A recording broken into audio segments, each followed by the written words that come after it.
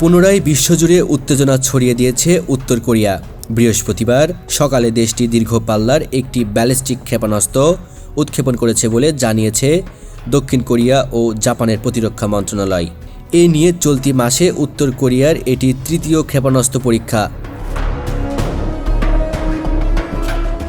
Seoul জানায়, ক্ষেপণাস্ত্রটি পিয়ংইয়াংয়ের কাছাকাছি অঞ্চল থেকে নিক্ষেপ করা হয় এবং তা প্রায় 800 কিলোমিটার দূরত্ব অতিক্রম করে সমুদ্রে পড়েছে। যদিও ক্ষেপণাস্ত্রটি জাপানের একচেটিয়া অর্থনৈতিক অঞ্চলের বাইরে গিয়ে পতিত হয়।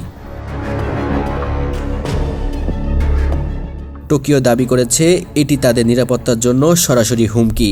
উত্তর কোরিয়া বলছে এটি ছিল স্বাভাবিক সামরিক মহড়ার অংশ, যার উদ্দেশ্য জাতীয় প্রতিরক্ষা সক্ষমতা যাচাই করা।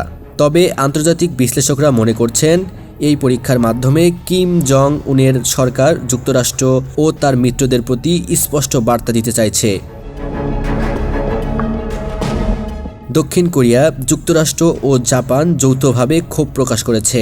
তারা একে জাতিসংঘের নিরাপত্তা পরিষদের প্রস্তাবের স্পষ্ট লঙ্ঘন বলে উল্লেখ করেছে। সিউল জানিয়েছে তারা যুক্তরাষ্ট্রের সঙ্গে মিলে উত্তর কোরিয়ার পরবর্তী পদক্ষেপের ওপর নজর রাখবে এবং যথাযথ প্রতিক্রিয়া জানাবে।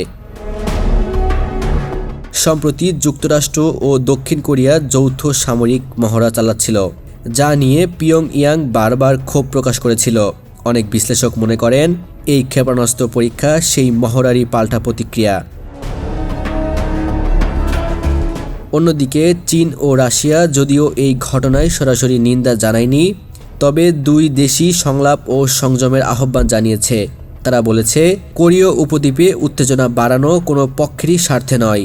বিশ্লেষকরা বলছেন উত্তর কোরিয়ার সাম্প্রতিক ক্ষেপণাস্ত্র কার্যক্রম ইঙ্গিত দিচ্ছে দেশটি পারমাণবিক সক্ষমতা প্রদর্শনের মাধ্যমে কূটনৈতিক সুবিধা আদায়ের কৌশল নিচ্ছে। এখন দেখার বিষয় এই আগুনের রাজনীতি কবে শান্তির মুখ দেখবে, নাকি আকাশে আগুন আরও উঁচুতে জ্বলবে।